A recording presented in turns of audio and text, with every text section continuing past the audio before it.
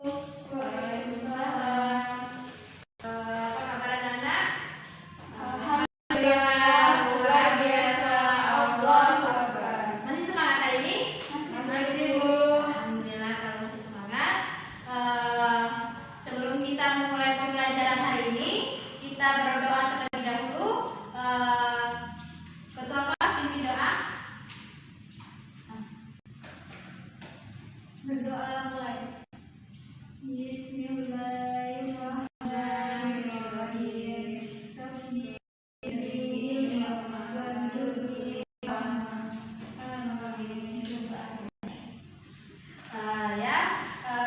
Kita terlebih dahulu ada yang hadir? Ada Bu ya. Buka absen dulu ya. Arinanda Medita Hadir, Om. Ahmad Aprilianto. Enggak hadir, Bu. Mana Ahmad? Sakit. Kemudian Susi Hadir, Bu. hadir. Alex Apa, Bu? apa? Adelia Hadir, Bu. hadir. Aisyah kita Telat, Bu. Raja bercanda tidak ya? Iya. Nah, jadi ada 2 orang yang tidak hadir. Baiklah, Ibu langsung saja akan memulai pembelajaran kita pada pagi hari ini. Anak-anak Ibu masih ada yang ingat nggak tentang materi kita minggu lalu itu tentang apa? Abu Bakar, benar. Jadi itu merupakan Abu Bakar itu merupakan khalifah pertama dari sejarah umat Islam atau disebut dengan Khairul Rasyidin. Itu sejarah sedikit. Dan kita akan memasuki pelajaran kita hari ini. Kita akan belajar tentang khalifah kedua dalam sejarah Khairul Rasyidin, yaitu Khalifah Umar bin Khattab. Sebelum kita masuk lebih dalam lagi, anak-anak Ibu ada yang tahu nggak sih biografi dari Umar bin Khattab itu apa? Enggak, Bu. Belum tahu? Bu. Nah, jadi Umar bin Khattab ini memiliki nama lengkap. Nama lengkap dari Umar bin Khattab itu yaitu Umar bin Khattab bin Nufail bin Adi bin Ka'ab dan bin Luhai. Di mana Abu Bakar Umar bin Khattab ini lahir pada tahun 583 Masehi atau bertepatan dengan 13 tahun setelah Nabi Muhammad SAW. Dan Umar bin Khattab ini sendiri anak-anak memiliki gelar. Ada yang tahu nggak gelar dari Umar bin Khattab? Al-Faruq, Bu. Ya benar, Al-Faruq. Apa itu artinya dari Al-Faruq? Pemegang cara yang khas dan baku. Benar. Jadi Umar bin Khattab ini memiliki gelar yaitu Al-Faruq, di mana gelar itu memiliki arti bahwa Umar bin Khattab itu dapat membedakan antara hak dan yang batil. Kemudian Umar bin Khattab ini juga memiliki karakteristik. Dari karakteristik Umar bin Khattab itu yang pertama adalah Umar bin Khattab itu adalah orang yang bijaksana.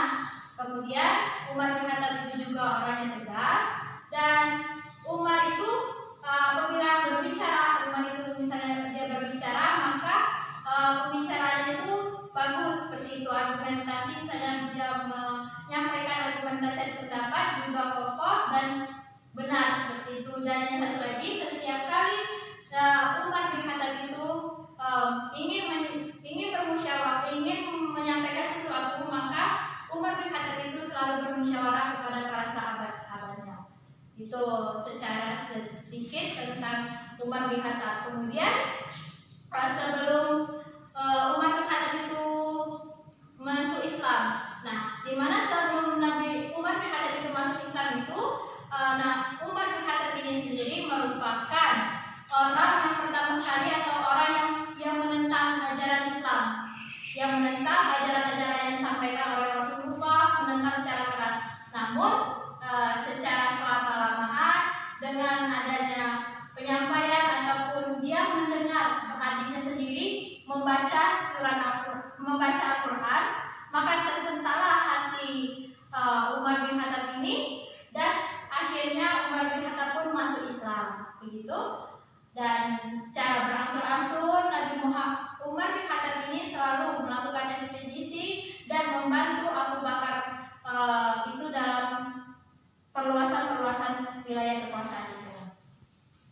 Itulah sejarah singkat dari Umar bin Khattab sebelum beliau masuk Islam. Nah, sekarang Ibu akan masuk ke pembahasan yang selanjutnya, yaitu tentang model dan pola kepemimpinan Khalifah Umar bin Khattab. Ada yang tahu nggak apa sih proses dan model pemilihan Umar bin Khattab itu, atau latar belakang dari pemilihan Umar bin Khattab itu apa?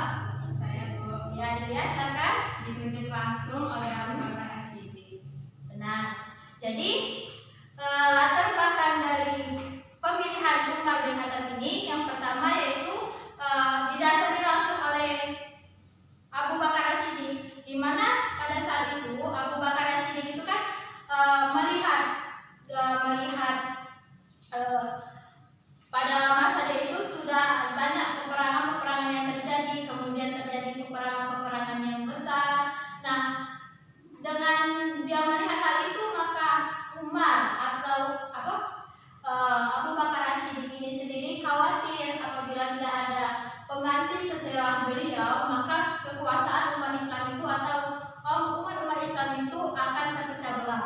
Dimanakah pada saat itu sedang melakukan ekspedisi ataupun sedang melakukan pertempuran. Jadi Abu Bakar itu takut kalau misalnya tidak ada pemimpin setelah beliau, maka kekuasaan Islam itu akan terpecah-pecah dan tidak akan terjadi konsentrasi antara umat Islam sendiri. Itulah latar belakang dari pola kepemimpinan Khalifah Abu Bakar As-Siddiq. Kemudian setelah Abu Bakar itu melakukan pertimbangan dan ingin berusaha terus untuk mencari pengganti dari Rasulullah, dari Abu Bakar As-Siddiq itu sendiri, maka Abu Bakar itu ingin mencari itu sosok yang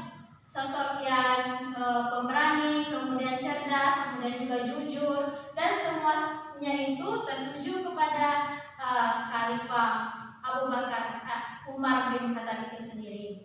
Di mana Khalifah Umar bin Khattab itu sebelum dia mengangkat itu ada dua calon yang diajukan. Yang pertama Ali bin Abi Thalib, kemudian yang kedua itu adalah Abu Bakar ini tadi sendiri, Umar sendiri maksudnya. Mereka melakukan dengan para sahabat-sahabatnya itu, mereka langsung melakukan ini anak-anak, melakukan perundingan kepada sahabat-sahabatnya, di mana para sahabat-sahabatnya itu yang hadir dalam musyawarah dari Abu Bakar As-Siddiq itu seperti Umar bin Khattab, Ali bin Abi Thalib, kemudian Utsman bin Affan, Talha bin Ubaidillah, dan yang satu lagi adalah Ali bin Abi Thalib. Yang selanjutnya itu kan tadi setelah mereka melakukan perundingan antara para sahabat tadi, maka diputuskanlah dengan perundingan yang alon, kemudian yang sangat lama, diputuskanlah memang Umar bin Khattab yang cocok untuk menggantikan Abu Bakar As-Siddiq itu sebagai seorang khalifah. Itu sejarah. Kemudian setelah Nabi Muhammad setelah terjadi pemilihan yang dilakukan oleh Abu Bakar dan para sahabatnya, tidak lama kemudian Umar bin Khattab itu diangkat. Tapi pada saat pengangkatannya, pada saat pembaiatan itu, Nabi Muhammad itu telah meninggal dunia. Jadi pembaiatan yang dilakukan oleh para sahabat untuk mengangkat Umar bin Khattab sebagai seorang khalifah itu dilakukan di hadapan jenazah dari Abu Bakar As-Siddiq itu sendiri.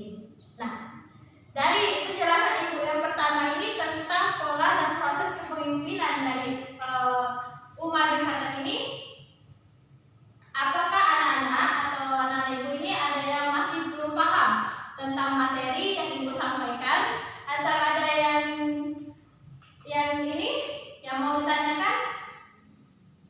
Gak ada? Sini sekarang Ibu tanya. Tadi kan Ibu jelaskan tuh kan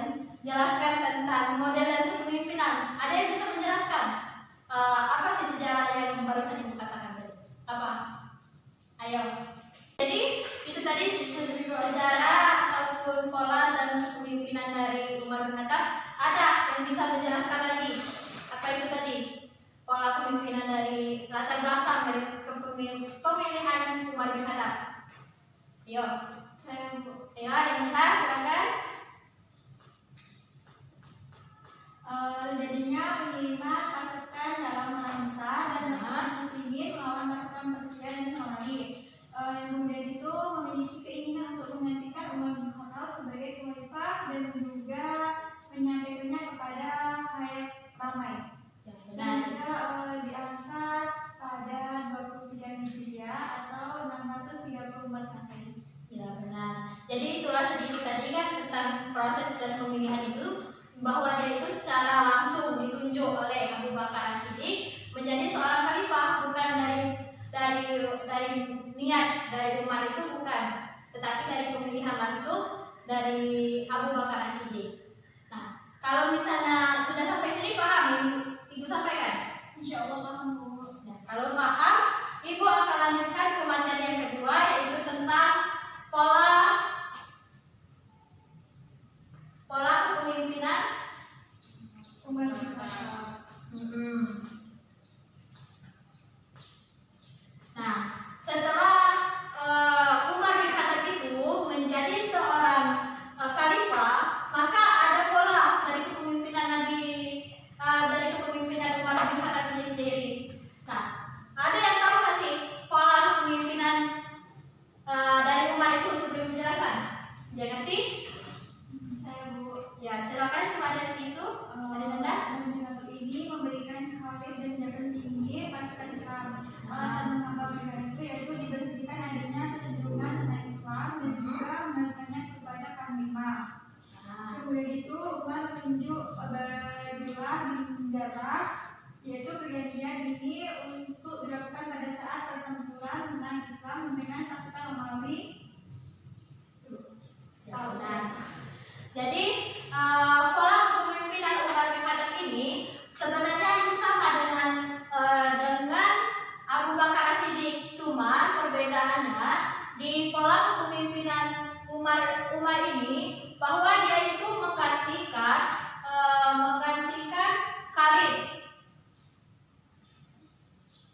Khalid bin Walid.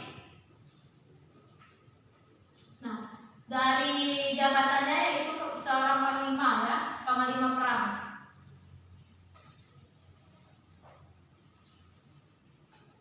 Nah, jadi pada masa Umar atau masa Umar bin Khattab ini, Khalid bin Walid itu digantikan oleh Umar ini, sedangkan pada masa Abu Bakar As-Siddiq, Khalid bin Walid ini tetap menjadi panglima. Namun pada kepemimpinan Umar, Khalid itu digantikan dengan panglima yang baru, yaitu dengan Ubaidillah bin Jarrah. Dan dari alasan dari penggantian panglima ini karena Abu Bakar atau Umar bin Khattab ini takut bahwa nanti banyak ataupun tentara-tentara Islam itu akan cenderung selalu mengagungkan Khalid bin Walid, karena Khalid bin Walid ini merupakan panglima yang baiklah di dalam sejarah peperangan umat Islam itu sendiri. Jadi jangan khawatir dengan itu. Dan pada saat itu juga, pada saat ini Khalid bin Walid ini kan pada pergantian kepanglimaan ini masih terjadi perang antara kaum Romawi dan Yarmouk. Nah, itulah alasan mengapa dia menggantikan ini. Dan penggantian ini setelah Khalid bin Walid ini diberikan amanat bahwa dia akan digantikan dengan Ubaidillah bin Jarrah, maka Khalid bin Walid ini menyampaikan kepada Ubaidillah bin Jarrah itu tentang wasiat dari perintah Umar bin Khattab itu untuk menggantikannya. Namun pada saat itu, setelah terjadi pertemuan antara Khalid bin Walid dengan Ubaidillah bin Jarrah itu, Ubaidillah bin Jarrah itu menolak bukan menolak, mengatakan kepada Khalid bin Walid itu untuk merahasiakannya terlebih dahulu tentang kepemilihan ataupun pergantian panglima yang baru, karena dikhawatirkan nanti akan mengganggu konsentrasi tentara Islam itu yang sedang berperang melawan kaum Romawi dan Yahudi sendiri. Nah, setelah dan dia pun Ubaidillah juga mengatakan kepada Khalid bin Walid untuk tetap sementara menjadi seorang khalifah, menjadi seorang panglima dalam proses peperangan itu, sehingga dengan niat yang menggebu-gebu kemudian dengan semangat yang tinggi, Khalid bin Walid ini beserta dengan para prajurit umat Islam, tentara Islam itu akhirnya dapat mengalahkan kaum Romawi ini sendiri.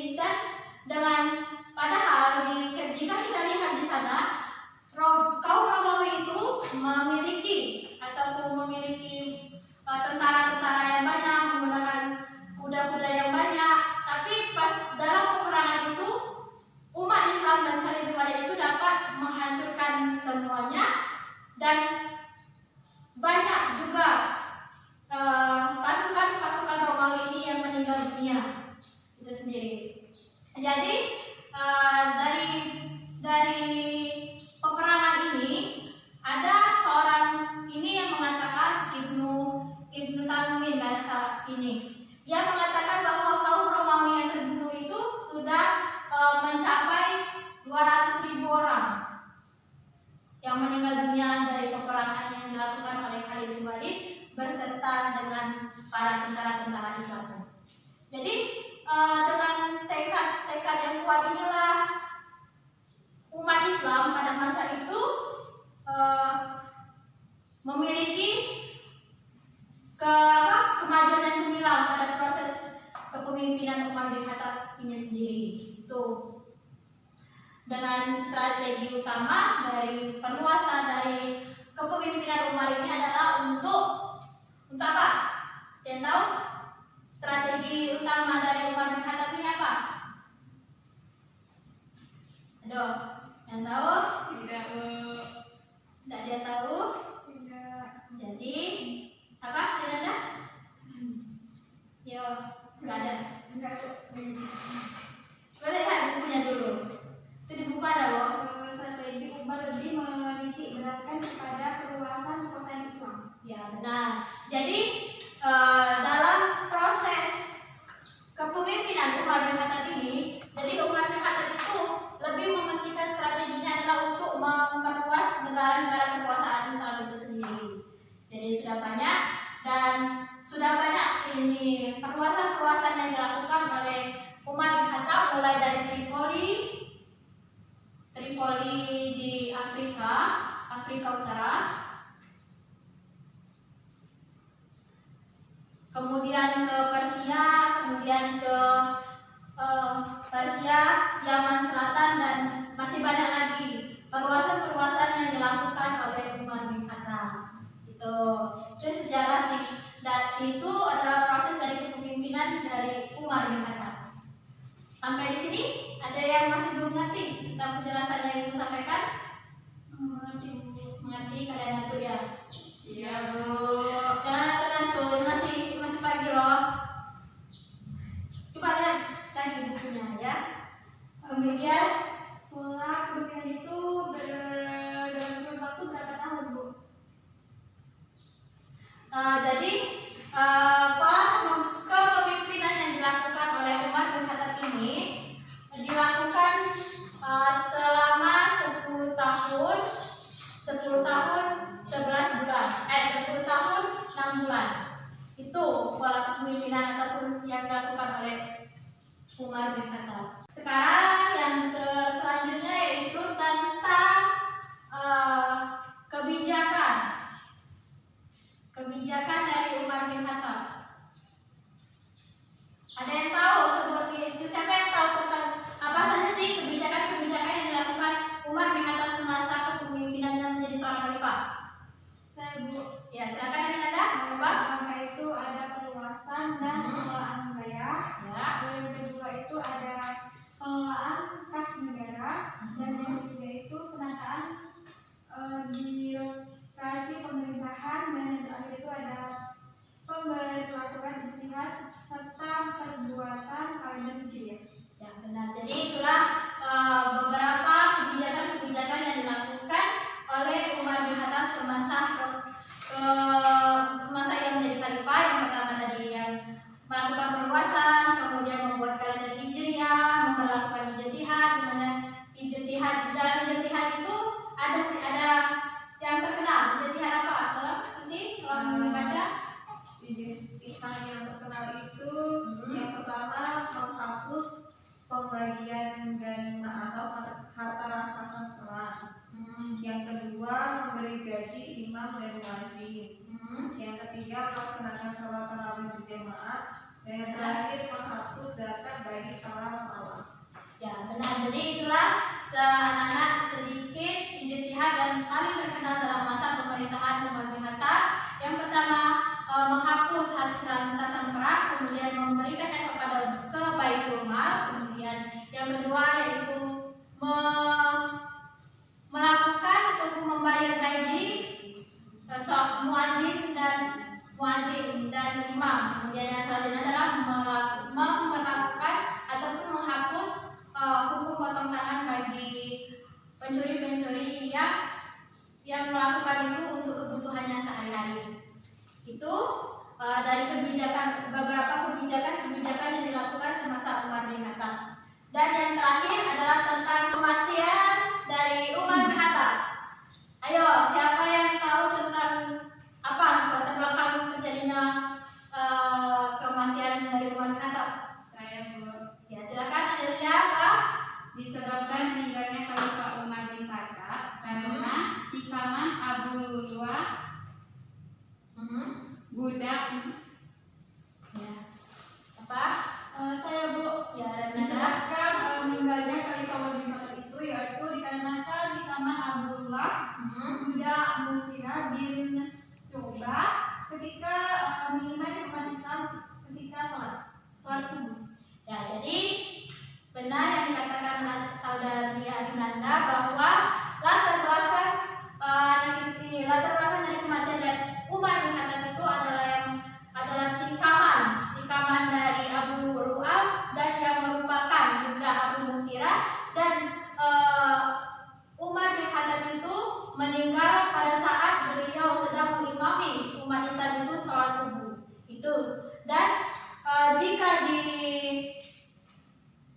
itulah sejarah latar belakang dari kematian Khalifah Umar bin Khattab.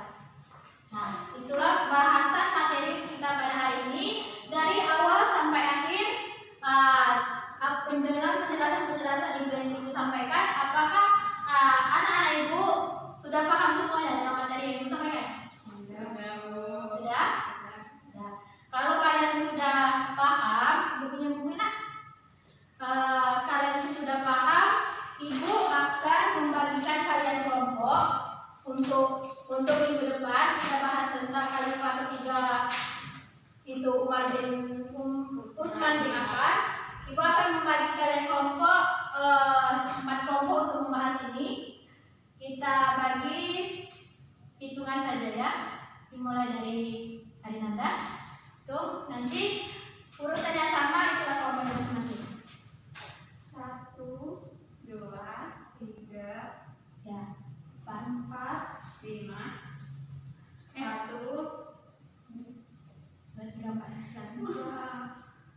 2, 3. 4. Ya. Itulah proses materi yang itu. Nanti kalian silakan ke kelompoknya masing-masing untuk membahas bahasan kita pada minggu yang akan datang. Dan untuk tugas di bawah minggu depan, silakan kalian kerjakan soal halaman 107. Itu catat ya, nanti besok kumpulkan.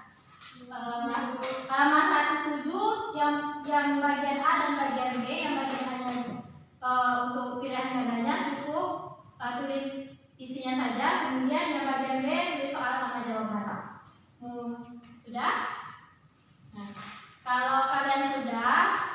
Nah, itulah materi kita untuk hari ini. Apabila ada kesalahan, Ibu mohon maaf. Kepada Allah, Ibu mohon maaf pun. Minggu depan kita berjumpa kembali, insyaallah. Ibu akhiri, wabillahi taufiq wal hidayah. Wassalamualaikum warahmatullahi wabarakatuh.